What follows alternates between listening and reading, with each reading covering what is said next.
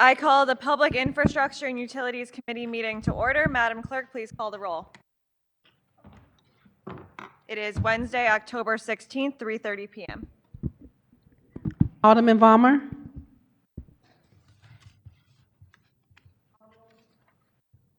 Alderwoman Keys. Alderwoman Velasquez. Present. Vice Chair Browning. Present. Chair Schweitzer. Present. Alderman Vollmer. Alderwoman Keys. We have 3 present. We have a quorum. Thank you. Quorum being present, we will move on to the approval of the minutes. We have to approve the minutes of Wednesday, October 2nd, 2024. I would accept a motion to approve the minutes. So moved. Second.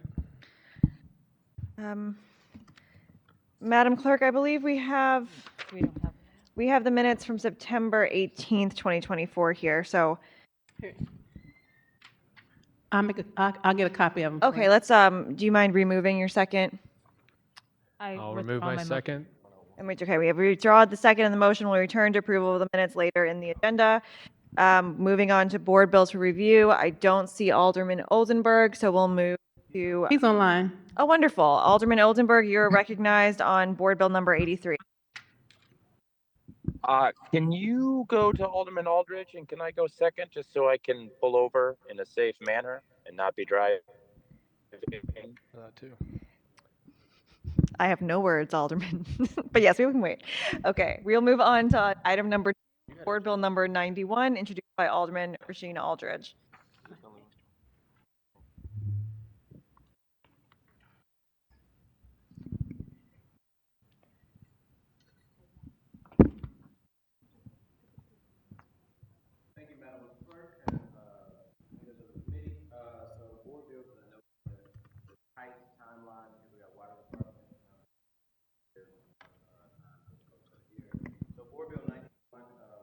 Oh, I think you got to turn Mic on. Can you guys hear me now? Oh, yeah. So thank you, Madam Clerk and members of the committee. Board Bill 91 will be changing the name right at Market Street and 11 to, actually, before we do that one, can we go to 109 first? Sure, you are recognized on board bill 109. Thank you, Madam Clerk and members of the committee. So Board Bill 109 would be an honorary street name right outside of Soldier Memorial at Tuskegee Airmen Way. And there's some folks that are here to talk about it. I know this went through the committee, so it's a reiteration of it, but I want to give respect to the organization and make sure that their voices are heard. So I will yield my time to the speakers who would like to speak on it. Wonderful. If anyone who'd like to speak on this could approach the microphone. Hello, ma'am. Are you the only one here to speak on this today? Yes, I'm representing a whole group. If you could, wonderful. If you could raise your right hand, you swear to tell the truth, the whole truth, and nothing but the truth? I do. Wonderful. You may proceed. Please say Hello. your name and where you're from, and thank you for being here. Hello, my name is Yolanda Wood. I am the president of the Hugh J. White Tuskegee Airmen chapter. I've had both national and regional and local roles. Today I'm coming to you to ask you to vote in favor of renaming the honorary street. You may not be aware that St. Louis has produced over 50 Tuskegee Airmen. And when I talk about Tuskegee Airmen, I am not talking about just the pilots. For a brief history lesson, there were over almost 1,000 trained, 450 pilots went overseas. But if I gave the aldermen a respectful test and asked, were there any white people in the Tuskegee Airmen, you would all go like this. If I asked if there were any women that were Tuskegee Airmen, you would all nod your head yes. If I asked if there were any internationals, you would all nod your head yes. And if I said, were there any people from St. Louis, you would say blank yes. So we have Wendell Pruitt, Hugh J. White, Lewis Lynch, George Carper. Just off the top, we had pilots and maintainers and females. I have the yearbook. We were going through it. We found 2 names of women who have probably been lost. And I think this would be an opportunity not only to memorialize the Tuskegee Airmen and provide St. Louis another opportunity to be proud in St. Louis, but it would also provide a history lesson and a lasting legacy for our youth who are looking for heroes and These are heroes who saw a challenge and said, in my old story, watch me. Can you do this? Their response was, watch me. Can you fly in airplanes? Watch me. Can you defend the bombers? Watch me. And the end of the story is on one of their missions deep into Germany, a bomber was losing their escort officer, and they said, we realize that 1 out of 3 and 1 out of 4 bombers did not make it home on every mission. And the Tuskegee Airmen were escorting, and they were due to leave. And the bomber looked out the pilot and said, Red Tail 1, this is Bomber 1. Red Tail 1, this is Bomber 1. Can you protect us all the way in and all the way out? And the Tuskegee Airmen said, watch me. I'd like to see the aldermen say, watch me make the street named after you. Thank you. Thank you very much. Do you have any questions? I will ask our group if we have any questions for our speaker. No questions? Great. Thank you for speaking. Alderman Aldridge? Thank you, Madam Clerk and members of the committee. Again, this is, when you think of the Tuskegee Airmen, it's just so much history, especially in the St. Louis area. And this is a small token of gratitude, and hopefully can be something that continue to grow as we would be placing this honorary street name. And with that, I would just open up to any questions from my colleagues. Thank you. Before we move to questions, do we have anyone else signed up to speak on the bill, Madam Clerk? We have none. Okay, and no one online? No. Okay, wonderful. All right, we'll move through the committee for questions. Alderman Ballmer. Alderman Velasquez. No questions for the sponsor. I do want to thank him for bringing this bill to committee, and I do want to thank you, ma'am, for bringing this, for coming here and testifying, but also just making sure that we honor our ancestors and we honor the history and we honor those heroes. So thank you. Lovely. Vice Chair Browning. No questions. Just wanted to highlight that one of the Tuskegee Airmen, Wendell Pruitt, is the Pruitt and Pruitt-Igoe, which is just another fascinating bit of history. Obviously, we have a lot of storied people that contributed to our country and to our region, and I think this is just wonderful that we can name the street right by Soldiers Memorial in their honor, so that hopefully it sparks conversation and curiosity and helps educate generation after generation of people. So thank you to the sponsor for bringing this forward, and thank you to everybody who helped make this happen. Thank you. Anything to say to close?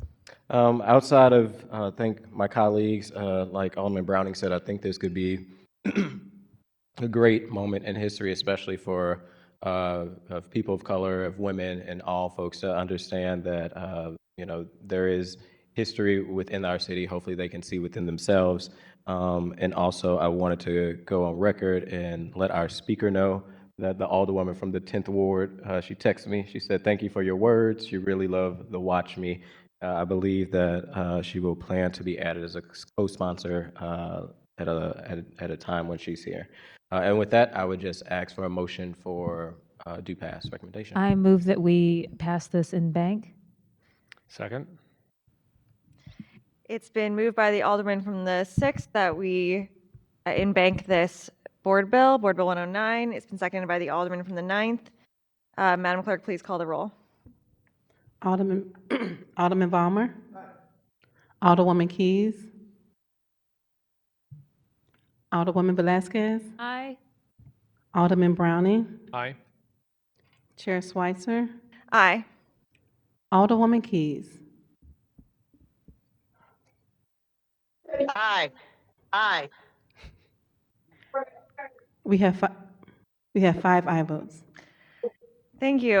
By your vote, you've sustained the motion of the alderwoman from the 6th, and what that means for the people who are listening here today is that all of us have added our names as co-sponsors to this bill to further strengthen the support from the Board of Aldermen for this bill and what you all are trying to do here today. And with that, I will accept a motion for a due pass recommendation of Board Bill number. I would move that we pass Board Bill 109 out of committee with a due pass recommendation. Previous roll. It's been moved by the alderman from the 9th, seconded by the alderman from the 5th. There's been a call for previous roll. Any objection to previous roll? Hearing none, we have passed Board Bill 109 with a due pass recommendation. Congratulations.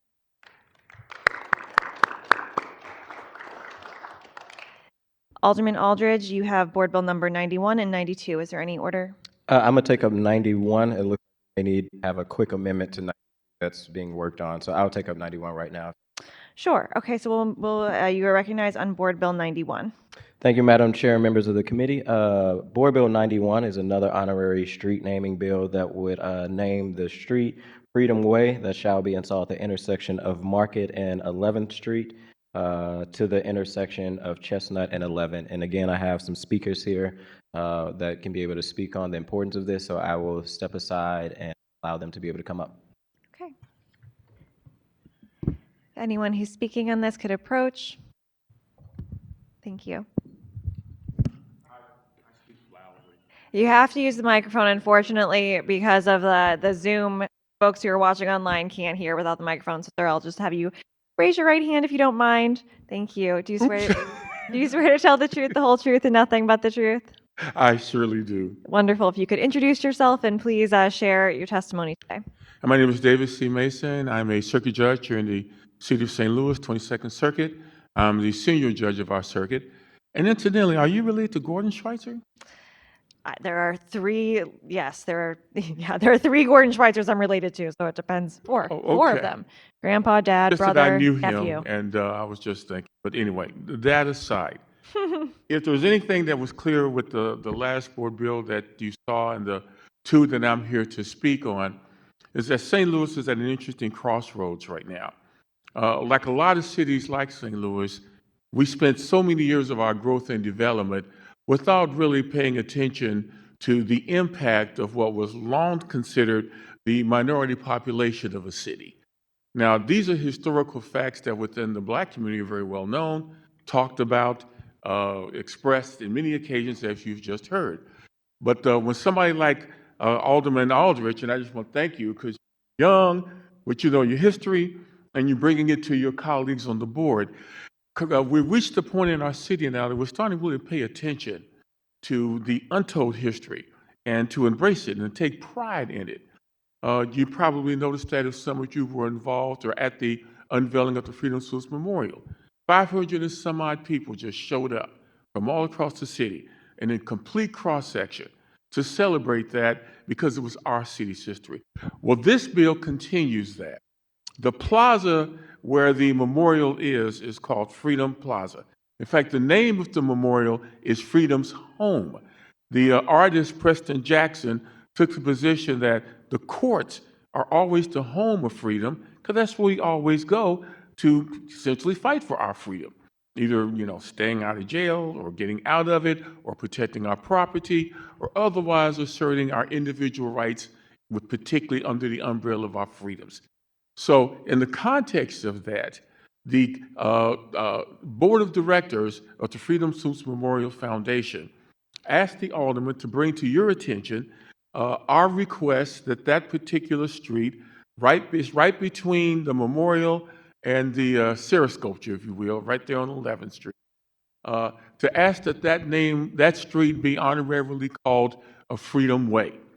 And it goes along with the Freedom Walk, where all the people who've made donations have indicated their thoughts and their wishes and their quotations having to do with the concept of freedom in St. Louis and the underlying impact of the Freedom Suits as they were in St. Louis.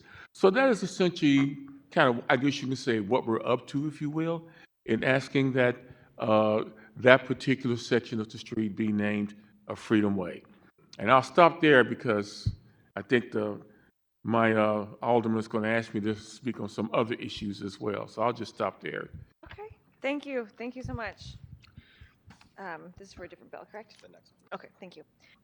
Wonderful. Alderman, are there any other speakers? Is there anybody to speak on the Freedom? Anybody else to speak on this? Okay. I have no one signed up. Any questions for our speaker?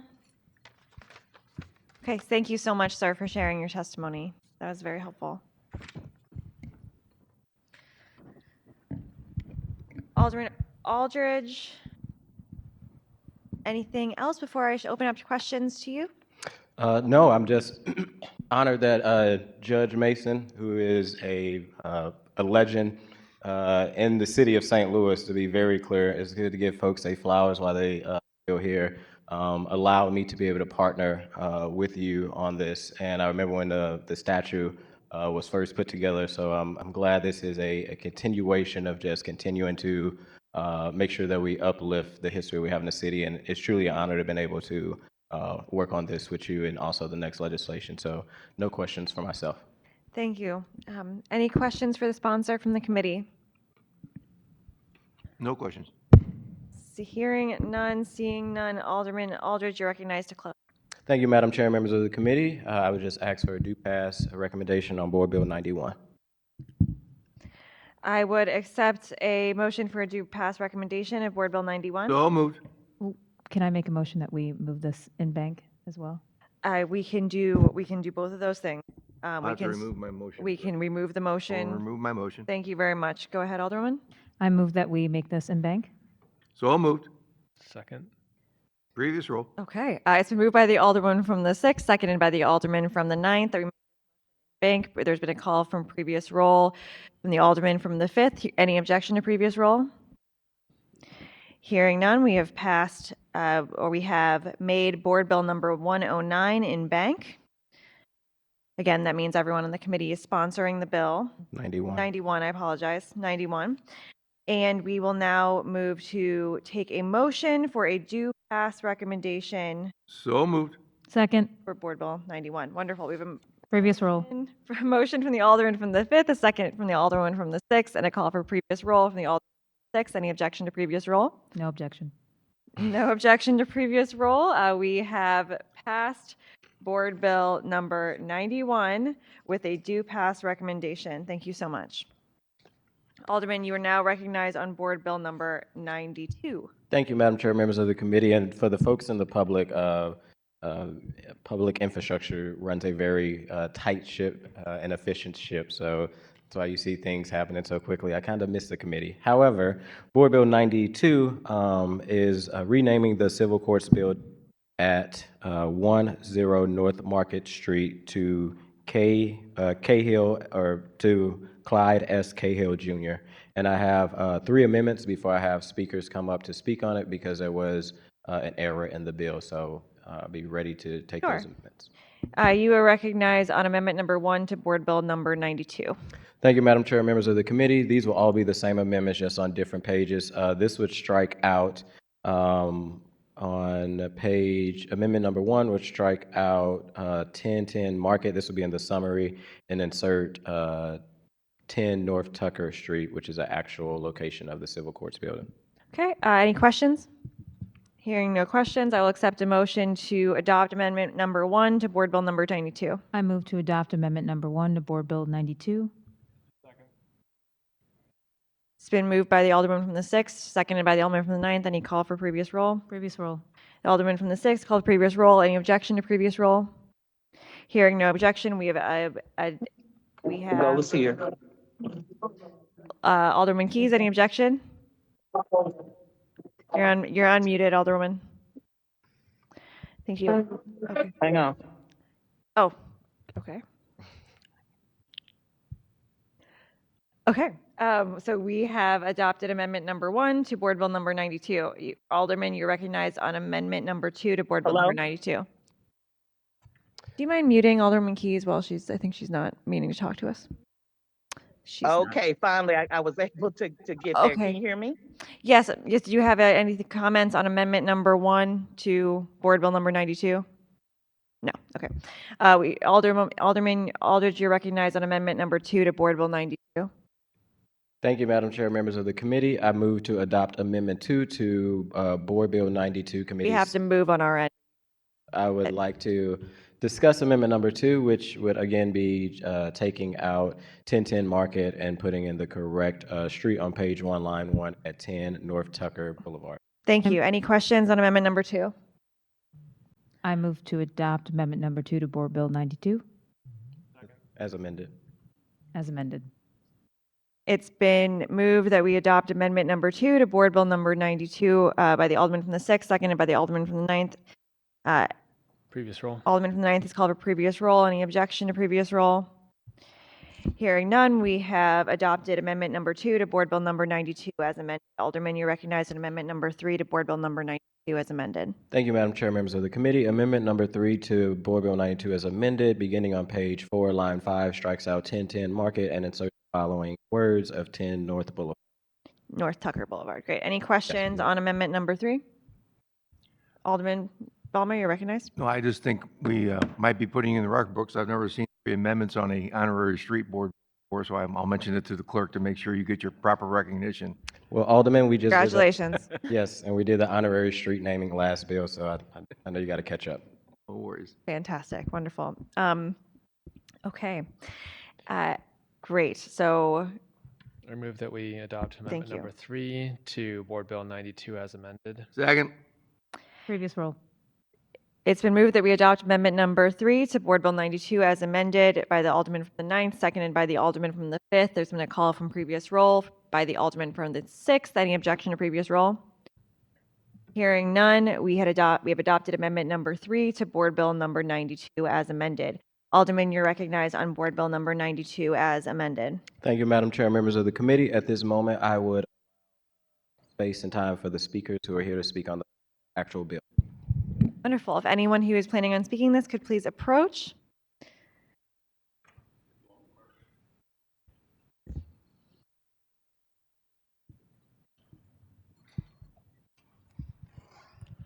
Welcome back, sir. You've been sworn in, so we'll just assume you're still good. Go ahead. And I'm here now in my capacity of, I guess you can say, an ad hoc community of members of a committee who have come together to ask this board to recognize a unsung giant, an unsung hero amongst the judiciary of our city, our state, and our nation, the Honorable Clyde S. Cahill. Clyde Cahill began working for us even before I was born. When I say working for us, you can't help but say he was working for everyone in St. Louis, even though he was seeking to advance the rights of the disenfranchised Black people in the city of St. Louis. However, he worked his way in the law. He wasn't a confrontational person, but he worked hard at it. When he became a circuit judge, he became a focal point for fixing our instructions so that instructions to the jury at the end of the trial, so that the average citizen could understand them. And even though the Court of Appeals didn't like what he was doing, he persisted, and eventually his voice won. When he became a federal judge, he recognized a huge problem in the United States of America. And you probably have either heard about it, perhaps you might have read about it. I'm sorry, Alderman Browning, because you were a little young, but I know you are at least aware that there was a time in this country that under the federal law, if somebody had a gram of powder to cocaine, you probably weren't even charged, or if you were, it was a simple misdemeanor. The same amount of cocaine but turned into crack, you're looking at 10 years imprisonment, maybe even worse. And because powder cocaine was essentially the cocaine of choice in the white community, and crack cocaine was the cocaine of choice in the Black community, but the racial disparity that occurred in sentencing was patently obvious. Thousands of Black men across this country, and when you add in the 3 strikes law that was occurring in California and other states, thousands upon thousands found themselves facing long terms of imprisonment for the same amount of cocaine that others were getting probation or very short term of imprisonment. Judge Cahill saw the disparity, and he wrote a 44-page opinion in United States against Clary, declaring the U.S. statutes, sentencing statutes, unconstitutional because of the racially disparate impact. He went out on a limb doing that. And in fact, the Court of Appeals couldn't go along with him, even though I think in their hearts they wanted. He sparked a movement that eventually led to Congress changing that law and taking this horrendous set of chains off of the thousands of Black men who would have subsequently been imprisoned under the old disparate system. He has never really been honored by this city like he should be. He's one of the giants of our profession, not only judicial, but the legal profession altogether. We are coming, and I'm going to turn this over to his son, because his son speaks so eloquently. But the sum is substance here. I'm coming to you as a member of our circuit court, and our circuit court is I can say, unofficially pleased with this in asking this Board of Aldermen to change that name to a true giant who may have been a little short in stature. He's probably about your height, maybe a little shorter. When I was standing next to him, I looked pretty big because I'm 6'5" when I was walking. But to take this man, while small in stature, is one of the super giants of the legal profession here in the state of Missouri. With that, I'd like for you to give some time, if you don't mind, to Randall Cahill, his son, Attorney Randall Cahill. If you don't mind, Of course. Please approach the dais, sir, and we'll get you sworn in. Don't know if I've got it in there right. It's all right. You may have to hold it or... Pops it. There you go. It's a Don't mind raising your right hand, sir. Do you swear to tell the truth, the whole truth, and nothing but the truth? I do. Wonderful. Please proceed. Thank you very much. First of all, let me introduce myself. I'm Attorney Randall Cahill and the son of Judge Clyde S. Cahill. And I don't mean to toot our own horn, but the pride of every son is his father. Dad was born here in St. Louis on April the 9th, 1923. He grew up during the Depression. He lost his mother at 9 years old. He attended Louverture School, where he graduated, and on to Vashon, where he was valedictorian of his class in 1941. Dad received a scholarship from Harvard, couldn't afford the $600 that he needed to go, and ended up joining the U.S. Army. He was a part of the United States Army Air Corps and flew. I mean, just a pleasant meeting to meet the other members from the Tuskegee Airmen, because Dad was also a flyer during that time.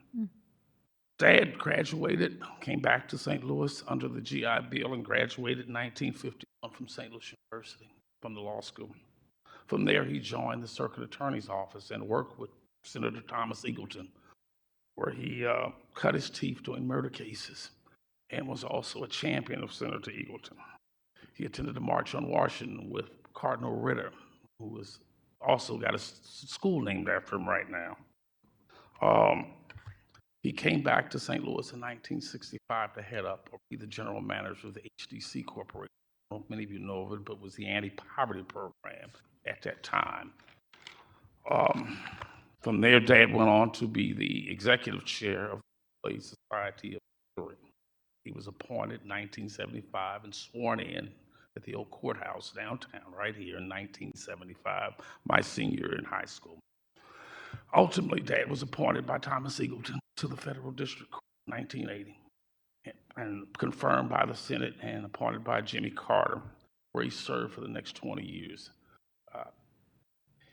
He has been a champion of freedom, a stand-up, just a wonderful, always looked at the glass as being half full. Dad has been awarded by every organization. He grew up in St. Louis. His family has been here since before the change of the century. And I don't think that there could be a bigger honor for our family or for the city of St. Louis to name the Civil Courts building after my father. He's been awarded the Nelson Mandela Award by the BALSA, which is the Black American Law Students Association, the Hasty Award by the National Bar Association, Civil Liberties Award by the ACLU, honorary doctorate from St. Louis University, the Fleur-de-Lis, Order of the Fleur-de-Lis by St. Louis University. He's in the BAMSA Hall of Fame, and he was also the American Trial Lawyer. So I think by awarding Dad, we award all these other organizations too that hail him as one of their sons. And we would encourage the board to pass this bill and go forward and give St. Louis and my father some of the respect and honor that he deserves. Thank you very much. Thank you, sir. Any questions for the speaker? There's one other speaker that, but just No questions, but Oh, go ahead. I believe Go ahead. your brother Kevin and I were classmates who graduated CBC together. Okay, at CBC together. And- I'm a St. Louis High grad. Yeah, well, that's why I really don't like it. We'll hold that. No, and Senator Eagleton. Might have sunk the actually- bill just right then. So, no, well aware of your father's accomplishments all my life. We're very proud to help out with this, and Nice meeting you, sir. Well, thank you so very, very much. Any other questions? Any questions from the committee? Wonderful. You said there's one more speaker? Okay. Yes, there's one more speaker. I have Malik Sims, who is a constituent of the city of St. Louis, and I think he'd also like to say a few words. Wonderful. Come on up. You mind raising your right hand? Yes. Do you swear to tell the truth, the whole truth, and nothing but the truth? Yes, I do. Thank you. Please proceed. So my name is Donnell Malik Sims. These gentlemen pretty much summed it up. The Honorable Clyde Cahill. Again, there's quite a bit of history in the room today, right? I'm from the Pruitt-Igoe Housing Project, which Alderman Browning pointed out that the Tuskegee Airmen, et cetera. Judge Cahill, I'm just a community member, right? A constituent of the city of St. Louis. I vehemently remember the crack war, the war on drugs. Being from the Pruitt-Igoe Housing Projects, eventually the Doris Weary Peabody Housing Projects, I know a lot of people who were directly impacted, Black and brown individuals. The disparities were harsh and they were tearing families apart. But as the judge, Your Honor, stated, the Honorable Cahill, he was a champion for everybody's rights way before crack hit the scene. This is just the catalyst of his career. So I appreciate the Honorable Rashim, the Alderman, for sponsoring the bill, and I plead with you to please give him his rightful place in history in the great city of St. Louis. Thank you, sir. Thank you for speaking today. Any questions for the speaker? Okay, any other public comment? Anyone signed up, Madam Clerk? We don't have any more comments. Okay, thank you.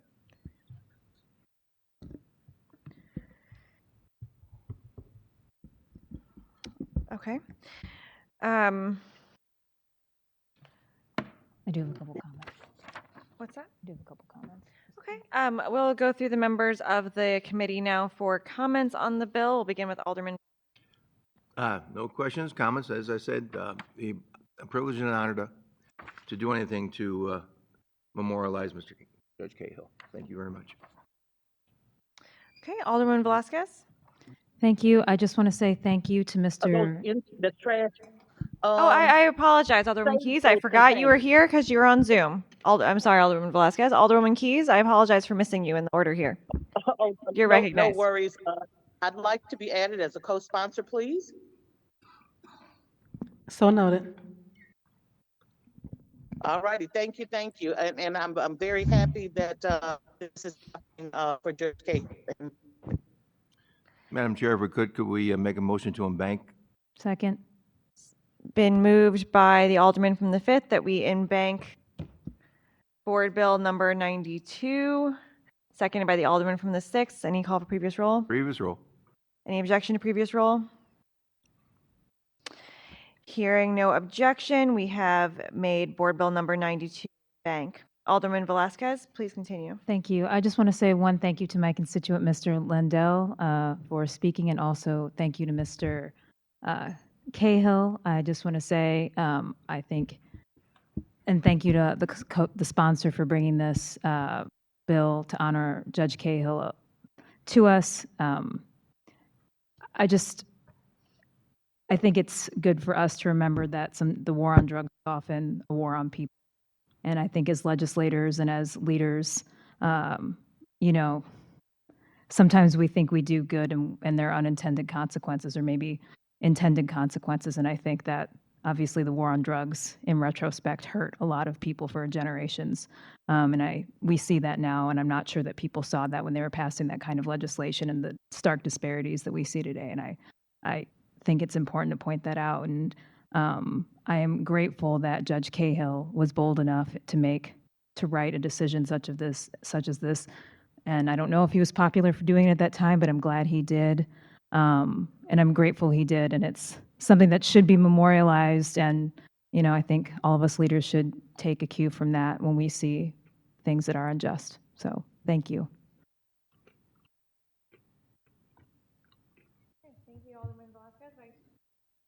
Thank you, Alderman Velasquez. Vice Chair Browning. Thank you. I wholeheartedly agree. Happy to have my name as a co-sponsor. Agree with my colleagues' comments. Judge Cahill seems like somebody that should be memorialized, and I do believe the Civil Courts Building would be a great place to do that. I do have one concern about this bill, and it has nothing to do with the subject of it. It's more about the mechanism. Ordinance number 68937 has to do with honorary street namings and does not allow, per the text, to rename buildings with it. I did try to find an ordinance that would allow naming of buildings, could not find it, but I want to make sure we're using the correct mechanism because I do want this to happen. I just want to make sure that we are doing it legally in the right steps so that we can make sure it happens. Yes, so there, like you say, there's not an ordinance for buildings, so that's why we resorted to the one for the street. And I've talked with Lou, our legal counsel, and that it was okay to move forward this way. But I will also, before it gets final pass, to make sure that we're doing it right, make sure we tap in with our city councilor to see how do we properly put it, since there's not an ordinance for building naming. Okay, yeah, if we need to make an ordinance about naming buildings, then let's do that, right? Because whatever we need to do to make this happen. But I see a comment over Where here. we don't take comments from the audience during meetings. We can, if we'd like to ask this gentleman a question, we can have him reapproach. Judge Mays, if you're able to reapproach, we can, would you like to ask him a question, Alderman? Yeah, if I could inquire. Wonderful. Sir, do you mind reapproaching the dais? Thank you.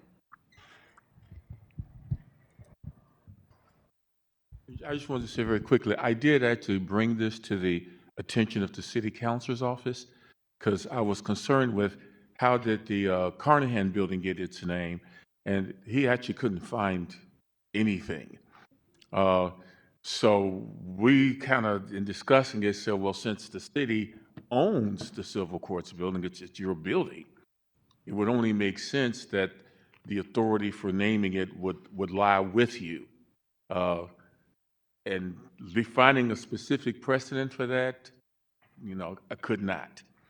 But I think that given the general nature of our city's charter, I think your authority is probably relatively clear in that regard. It's always nice to have a lawyer in the room. Thank you so much. Yeah. Well, I assume he's a lawyer as well. We have no shortage of lawyers in the room, which is great. Judges and lawyers. Thank you. Is there another question? No sir, we other are just- questions. Okay. Again, happy and glad to see this bill. And I work with the sponsor and know him to be a man of his word. So I'm happy to proceed with it today. And just want to make sure that we are taking the right thing. I think that's upon us as a body to make sure we get it right legally too. So thank you. Thank you, Alderman. Thank you. And I want to just make a comment that I appreciate everyone here coming and to speak on this. It's just so important to talk about the history of our city and the people who not only influenced our city, but influenced the entire country and the world. So thank you for coming and doing that today. It's a real honor to hear from you. So with that, anything to say to close?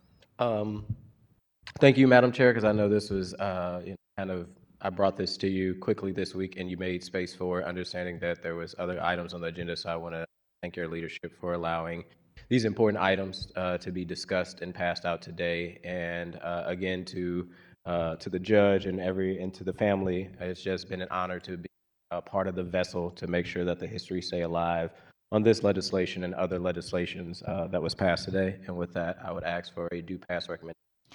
Thank you. I will entertain a motion for a due pass recommendation to Board Bill moved. 92 as amended. It's been moved by the Alderman from the 5th, seconded by the Alderman from the 6th. Any call for previous roll? Previous roll. The Alderman from the 9th has called for previous roll. Any objection to previous roll? Hearing no objection, we have passed Board Bill 92 as amended. Thank you so much.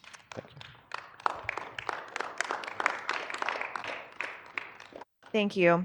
Alderman Oldenburg did let me know he had to step away, so I am going to handle his very complicated speed hump bill for him this morning or afternoon. So moved. Thank you. Board Bill number 83, it's not a speed hump, I apologize. It is a stop sign, three-way stop sign at the intersection of Macklin Avenue and Mylands Avenue, regulating all traveling northbound and southbound on Macklin and eastbound on Mylands at the intersection of Macklin Avenue and Mylands Avenue. I will say, as someone who is in that area frequently, that is a confusing intersection and some visibility issues. So I understand why the alderman brought this forward. I'll be honest with you, I don't know a lot about the stop sign bill, but if you have any questions for me, I'm happy to take them. No questions. No questions. Other than, I move that, Yeah, I'd entertain, well, thank you. I'm I move that sharing we and pass out Board Bill 83 with a due pass recommendation. second, Previous roll. it's been moved by the alderman from the 5th, seconded by the alderman from the 6th. The alderman from the 9th has called for previous roll. Any objection to previous roll? Hearing no objection, we have passed Board Bill number 83 with a due pass recommendation. I'm going to not be here for the rest of my bills, so they go that fast. You know, I would appreciate if you were here. I will talk to Alderman Oldenburg at a later time, not during this meeting. Thank you. Wonderful. So moving on, we have passed through all of the items on our board bills for review.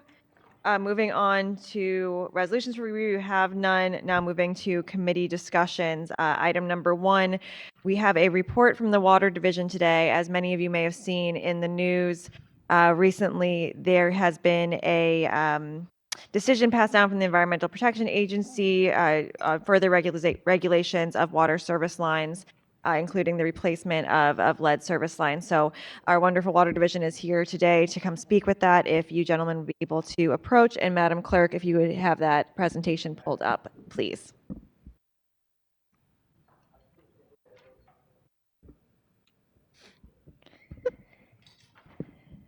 Thank you so much for being here, gentlemen. Madam Clerk will have the presentation in just a moment. And while she's pulling that up, if you don't mind, I would just like to take a moment of personal privilege here to thank Mr. Scooby, Director Scooby, for all of the work and time working for the Water Division. I know you announced earlier that you would be retiring soon, and I just want to thank you personally for the amount of years and time that you've put in to the city, to the Water Division. It has been an absolute labor of love. I can always tell how much you care about this, how quickly you respond to us. And I just wanted to say thank you first and foremost before we started presenting today. Just your service has been exemplary. So thank you so much. Thank you for those kind words. I appreciate them. I enjoy working with the board, the public, and everybody else in the city. And excuse me, but Excuse me, could you get closer to the mic so we can hear you? oh yeah, Kurt, I'm returning. I'm just going to try out some of the water and the MSD products. I'll be right back. all right.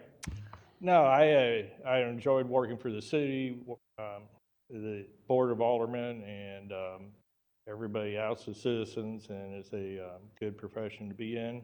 But it's time for me to move on. Neeraj Patel will be replacing me starting November 1st. Neeraj is very talented, knowledgeable, and will do an outstanding job, I'm sure. So. Well, that's a very high recommendation. So we're looking forward to that. Well, thank you for being here, both of you, and for giving this presentation today.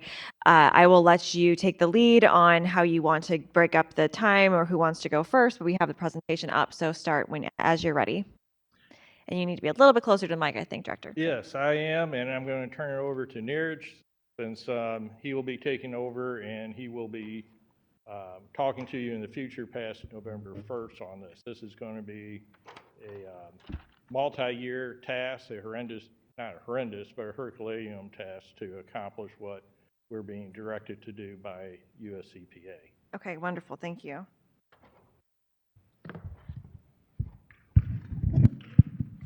All right. Thank you, Kurt. Good afternoon, Madam Chair, members of the committee. My name is Neeraj Patel. As Kurt mentioned, I'm going to be moving in to replace him as Director of Public Utilities. Lead service lines in St. Louis. Yeah. We wanted to provide a report for you all. There was a rule that came down from the EPA. It's called the Lead and Copper Rule Improvements. It is a final rule, and there are a lot of aspects to talk about as far as what that rule means for the Water Division and for the citizens of St. Louis. Next slide, please. So the presentation that we're going to give you today, we're going to go over a few topics. First of all, a history of lead service lines. And then we'll move into the health impacts and preventative measures. And then we'll move into water quality in St. Louis and lead levels. From there, we'll move to the regulatory changes, and then what does this mean for St. Louis water? Next slide, please. So lead has been used in plumbing for many centuries. It's a material that has many properties that were beneficial, but as history has shown, there are many health effects associated with it. It's been used in St. Louis extensively. There was a time period at which we stopped using it, before many cities, but after others as well. As more information became available on the health effects, the dangers, there was a move to try to stop using lead as a material in the service lines. The Flint water crisis elevated this, pandemic and highlighted the dangers of lead as a material for water service lines. Next slide. So one thing that's unique about St. Louis is that the service lines are entirely owned by the customers. In many cities across the country and many utilities across the country, there's a split ownership. Some utilities own all of the service lines, but in St. Louis, they are owned by the customers. We're working on our initial inventory. We have published it. We have submitted it to the state to meet regulatory compliance.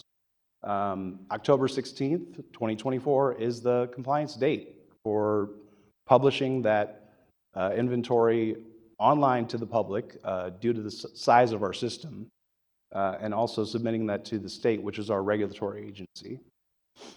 That inventory is being developed using historical records.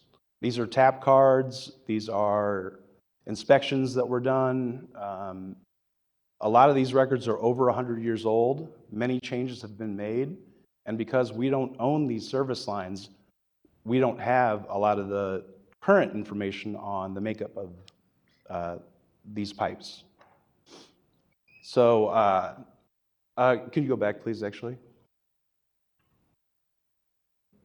As a result of the compliance date, we are going to be sending notification letters to customers that are served by a lead service line in our inventory, or a line that's unknown in our inventory.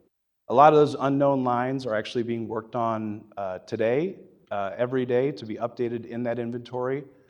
We have a number of paper records that have not yet been processed. We anticipate that that will be done in the coming months. It may take anywhere from 3 to 6 months to finalize and complete the processing of those historical records. That's very time consuming. These are old records. They're in boxes. They have to be scanned, evaluated, and then the record's updated. So the letters that we are going to be mailing out to those customers that we have as served by a lead service line or an unknown service line are going to be coming out in early November, as I said. They're going to have additional information on what that means, funding opportunities that are available, health effects of lead, a lot of the stuff that we'll go over today, but directly to the consumers and customers that are drinking the water. We do have a self-reporting tool. This helps us out tremendously. It's an online tool. You can go to the website, stlwater.com. You'll find that tool linked on the homepage. There's also a URL listed up there, but probably easier just to go to our website. You can also give us a call. We can help you out and direct you to how to report your service line material. Next slide. So this is a chart showing the inventory as it stands currently. I say currently, but this is probably old data. As I said, records are being updated as we speak. It does show a large number of unknowns. That is, 57,000 plus. As I mentioned, our goal is to reduce that number of unknowns. We will be required to send letters annually to the customers served by either an unknown service line or a service line that is categorized lead. We do currently have a little over 9,000 service lines that are categorized as lead. Again, this is from our historical records, so it may or may not be accurate. The only way to know for sure is to set eyes on it or dig it up. And then we do have a subset that is non-lead. Next slide.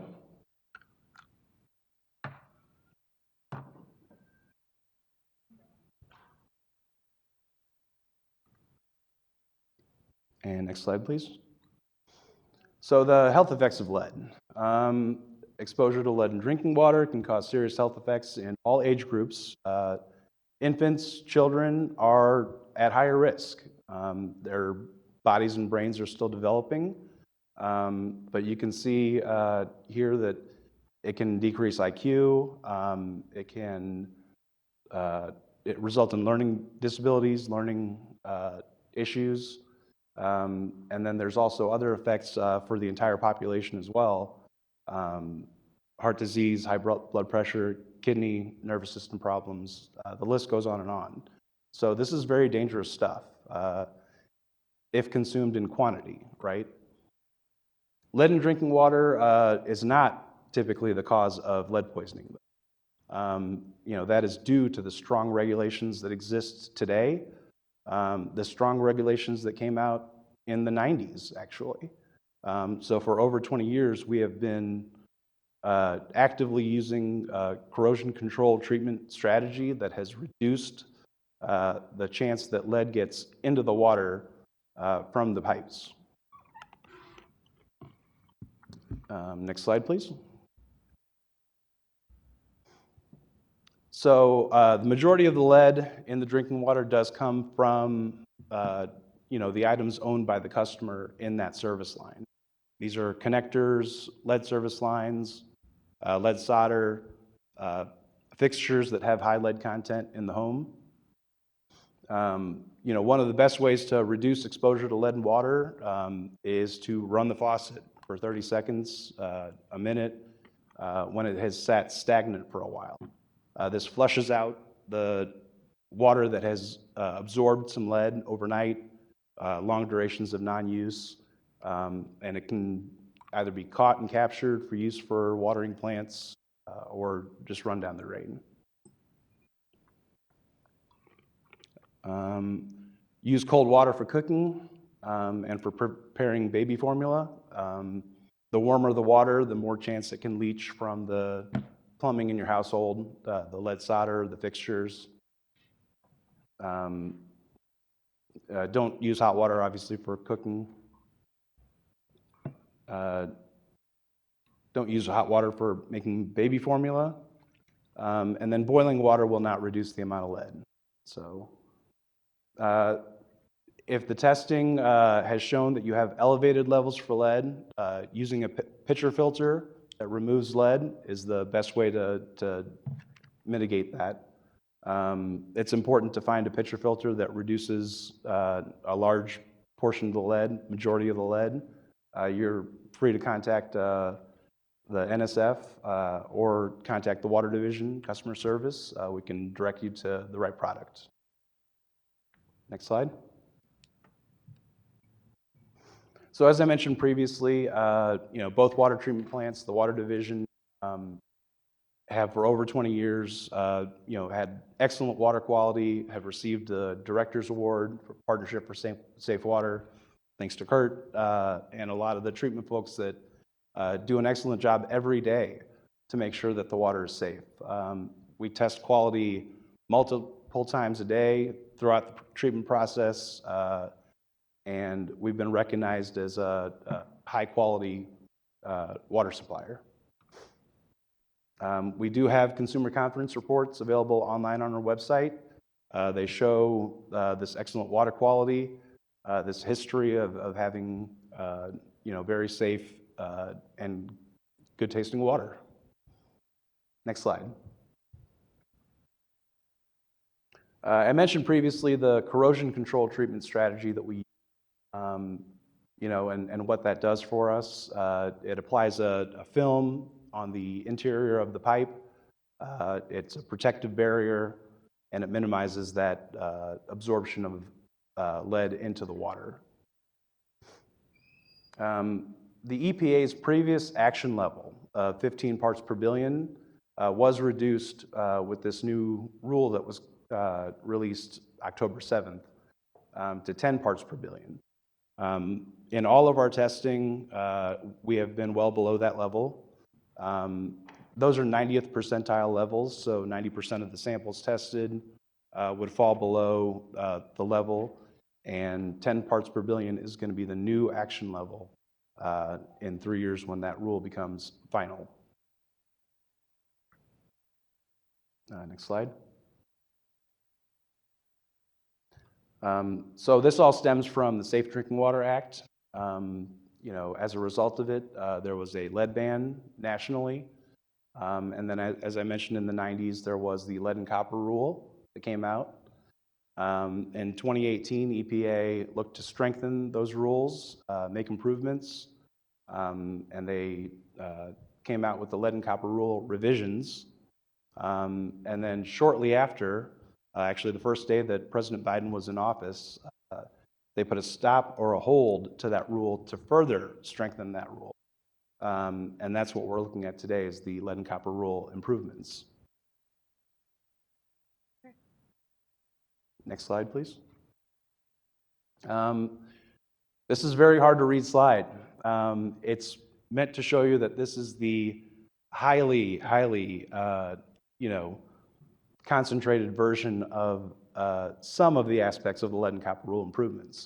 It's almost 900 pages as the pre-publication version. We're just starting to go through it and understand what all this will mean for us. There's a lot of changes and a lot to digest.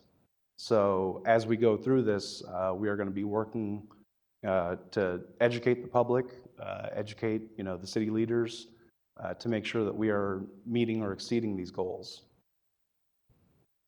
Next slide, please. So what does this mean for us, right? We have a mission at the Water Division. I will read it out loud to you all. To provide an uninterrupted supply of the highest quality drinking water to city residents, businesses, and other valued customers in a safe, economical manner. So the main goal of the LCRI rule is to replace 100% of service lines, which are lead or galvanized, requiring replacement by 2037. So we have 13 years. That's not a lot of time if you have a lot of lines. Replacements are going to cost approximately $13,000, and the rule does not put this burden on the water systems that are being asked to follow out this rule. So when it comes to lines that are lead that require replacement, currently that responsibility is on the owner financially. Comprehensive funding source has not been identified for this purpose, though there are substantial funding available through the federal government with the bipartisan infrastructure law grants.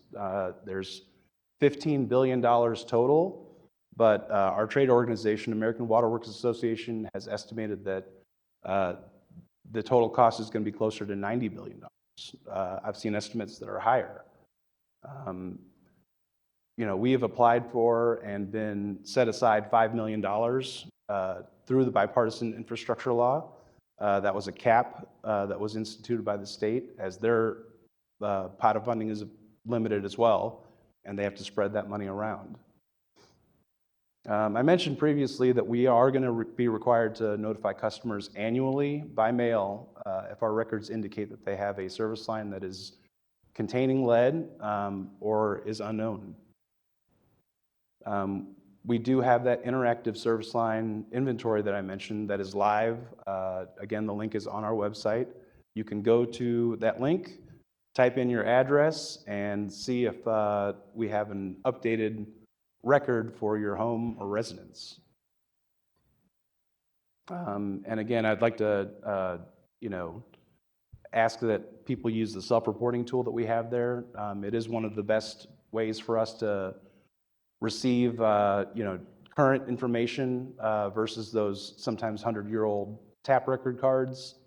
And it requires, less effort on our end when we're short-staffed and don't have the inspectors to go out and do this work. Can you go back one slide? Okay, next slide, please. So on the funding note, I mentioned that we have had some luck in getting federal funding for this. In fact, probably a little bit more than others. St. Louis is categorized as a disadvantaged community for lead. And so all of this funding that you see on there is 100% grant. There is no loan component to it. This is money coming our way that we do not have to pay back. But as I mentioned, the impact could be much larger than this, will be much larger than this, and this will not cover full bill. I think that wraps it up for the presentation. I know that was a lot. Thank you so much for coming today. Madam Clerk, if you could leave that up just in case people want to look at specific slides. We'll start with questions from the committee. Alderman No real questions. I understand the complexity of the project, and having grown up, I probably drinking a lot of lead-lined water. I'm still here, so I believe that what you're doing is necessary, but the time factor will allow for you to get it done. But thank you for your time. Sure. Alderman Velasquez. I have no questions at this time. Thank you. Thank you. Vice Chair Browning. Thank you. So you mentioned there's no source of funding identified as of yet for the replacement of these lines. Not no source of funding, just not a sufficient source of funding, comprehensive source of funding.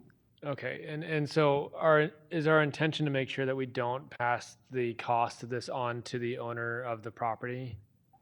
It hasn't been decided yet how we can move forward here. There's certainly not enough money in our rates to do this work. I mean, again, we don't have a full picture. We will know a lot more in potentially 6 months' time. But, if there's an estimate 40,000 lead service lines, just throwing a number out there, that's not the number. That could be $500 million. Yeah, if the federal government is going to require us to replace it, it would be nice if they could also provide the money to do so. Obviously, this is in the interest of public health and very important to do. I just, as a representative of the city, we want to make sure we're not passing on $13,000 bills to people that can't afford it. So this is going to be a big undertaking, I'm sure. I understand we might not have all the answers right now, but I look forward to continuing to work with you to make sure that we can not pass this on to the homeowner and burden them with something that really isn't, their fault. Sure. Yeah, they're typically with these regulations, they come out with guidance documents that they release here and probably in the next few months. That should be helpful. The intent is to finance this as best we can and not put it all on the customers, utilizing the federal dollars that are available, competing with that. But there's still a lot of unknowns. And just to clarify, the service line goes between the line that's underneath our streets. The lines are in the street, right? Not the alley? Okay, so the service line goes between the street and the house or dwelling. In order to replace the service line, would the street need to be torn up at all? It would. To the water main in the street, the service lines run from that all the way through the foundation of the home. Or the So building. the street and the property would need to be torn up in order to So it sounds like we have more costs than just the actual replacement. Does the $13,000 kind of include the cost of all that, or? The 13,000 would be the whole length. Now, some service lines, it might be less if they've had a portion of their line replaced already and is in copper. But that's for the whole line is the estimate, and that's an average. But that doesn't include the cost of repairing the street or the sidewalk or the yard? It will go a long ways for doing that. There will be other costs of administration of this process on our end, because we're going to have staff to track and document this. When you replace a service line, you're going to have to provide information and some type of filter that the customer can use for maybe 6 months, and then follow up testing to make sure that the lead levels drop down. So there's 900 pages of regulations, and there's a lot of things that we have to comply with and work out. Okay. Wow. This is big. Feels big. So I know that thankfully we have some good people in the department. Mr. Patel, I'm looking forward to working with you, and I'm sure we'll figure this problem out. I'm not one of those ones that's going to sit here and say we need all the answers today, but I look forward to continuing to work to make sure we have this. As you know, Alderwoman Schweitzer also has a bill right now about the repair of our streets after utility work is done. That will affect the Water Division as well, and I'm sure she's been talking to you about that because she's very diligent about these things. But this seems like it'll fall right into that as well. If we have extensive work occurring throughout the city on these properties, we want to make sure that we're not disrupting, the road, the sidewalk, making sure that we still have, accessibility, making sure that we're working with the streets department and Mr. Fortune and over with the sidewalk program to make sure that we're, putting everything back where it should be so that we're not experiencing more of a disruption than we need to. But I think this is a good thing in the long run, and St. Louis will benefit from having these replaced, but lots of logistics to figure out. So again, I'm optimistic, and I look forward to continuing to work with you. Thank you. Thank you, Vice Chair Browning. This is a lot to absorb. Lead, pun intended, I guess.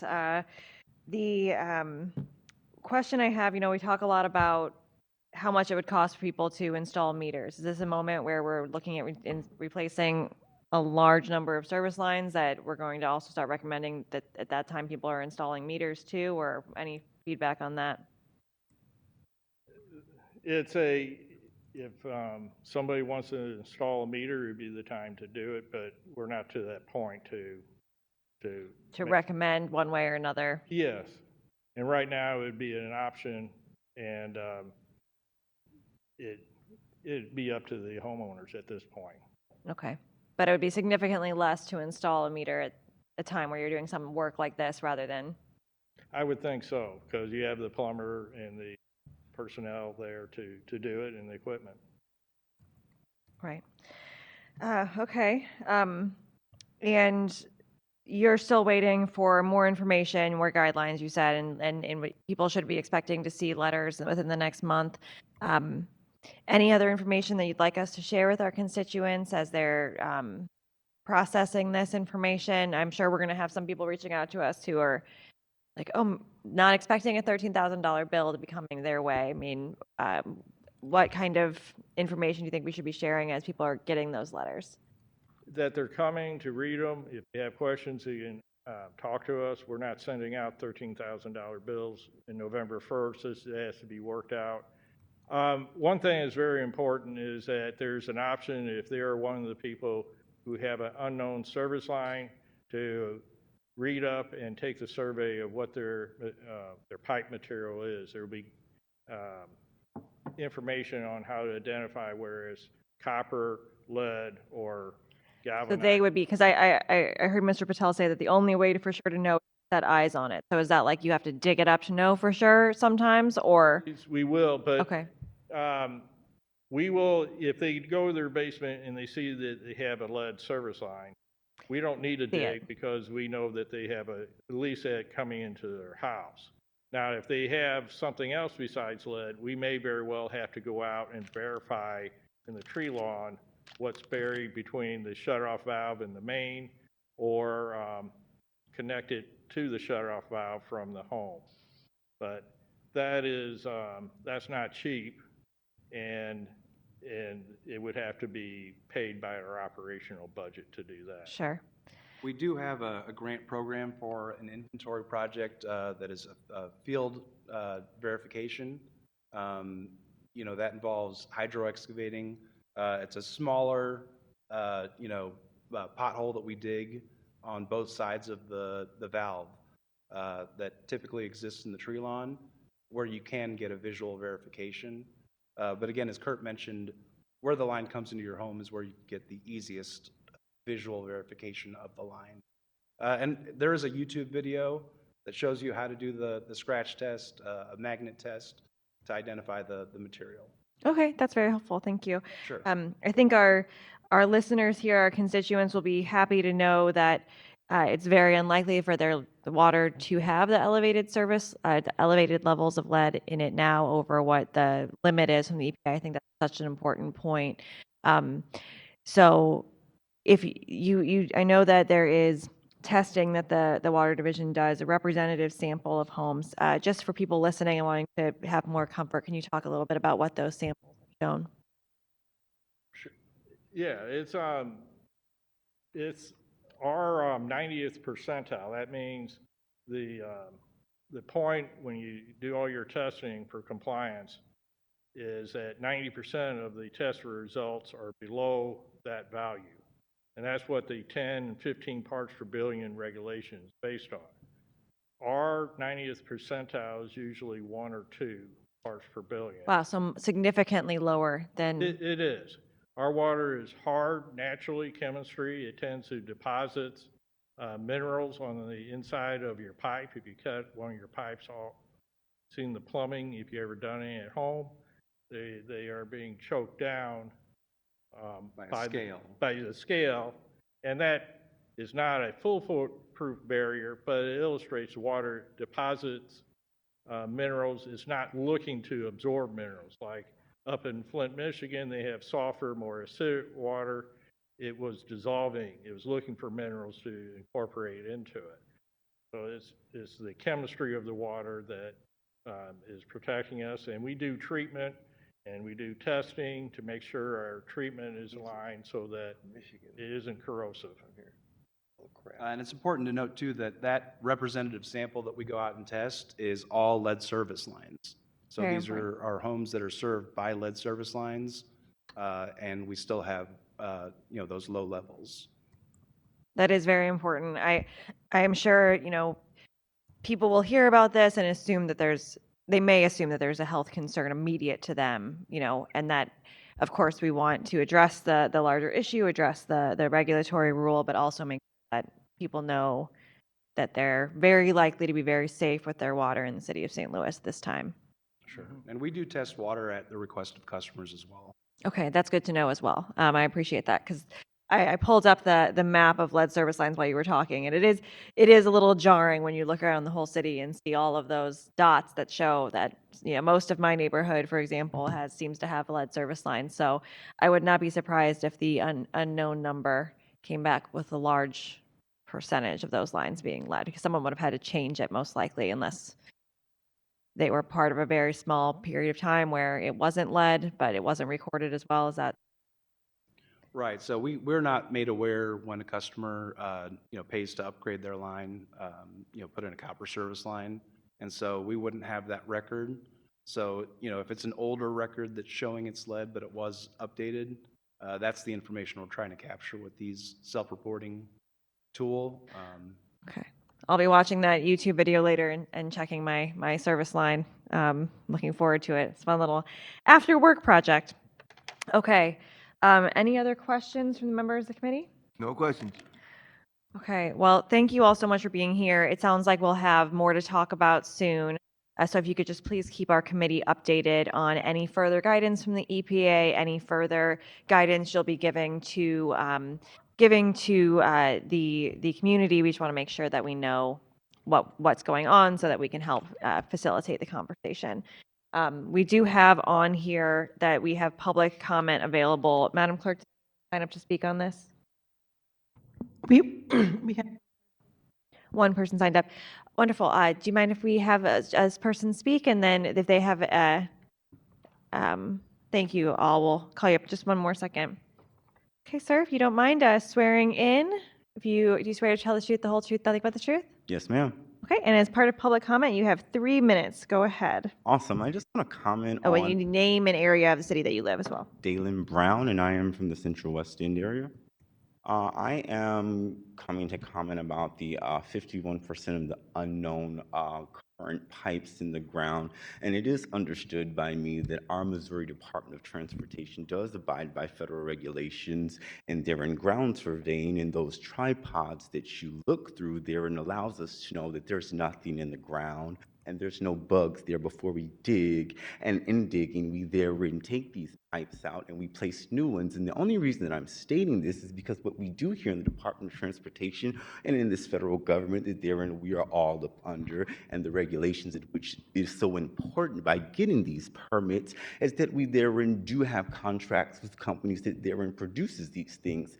And I don't feel as though if we're doing regulations as they're supposed to be, that 51% of what's in the ground should be unknown, because we should have maps, and these maps should therein have the regulations of all of our plumbing and all of our electric lines. Here in the state of Missouri, we call dig right. And when we place a new pipe down there, due to actualities of things like seasons changing, and when the seasons change, we do have quite a few water main breaks. And when these water mains break, those are technically pipes that therein we transfer to new pipes, because therein things happen like the expanding and contraction of that material. So therein, every time we get a new pipe, we should understand completely what in fact that pipe is made out of. So now it is apparent that 51% of everything that we're doing in the state of Missouri under this federal umbrella is completely unknown, and we don't actually have to dig down there to see the receipts of what therein we have therein purchased under our Treasury Department and our taxpayers' dollars, that therein is there, and therein doing the regulations from our fluoride alkaline cleaned water here in the state of Missouri. And the only reason I'm commenting so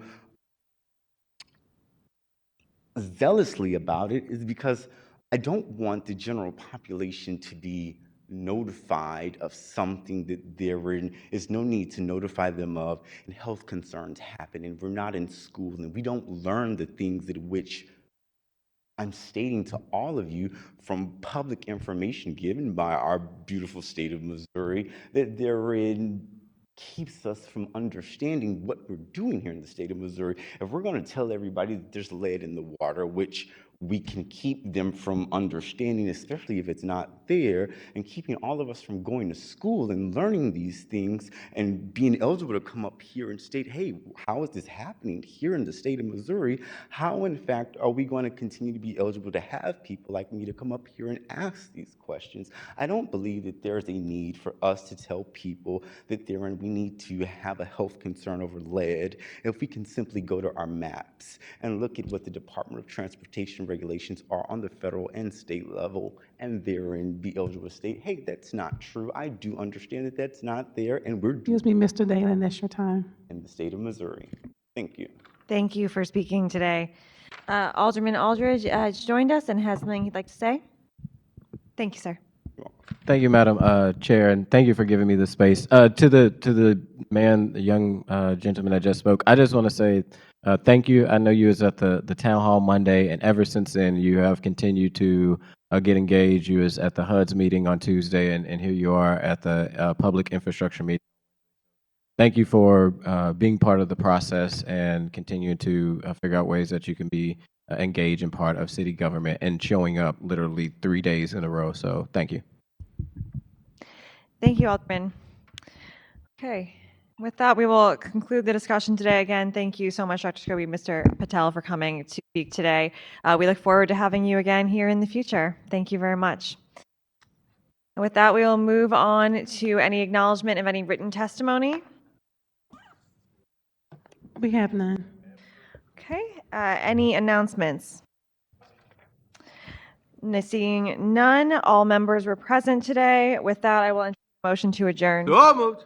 Alderwoman, we have the updated minutes, did you?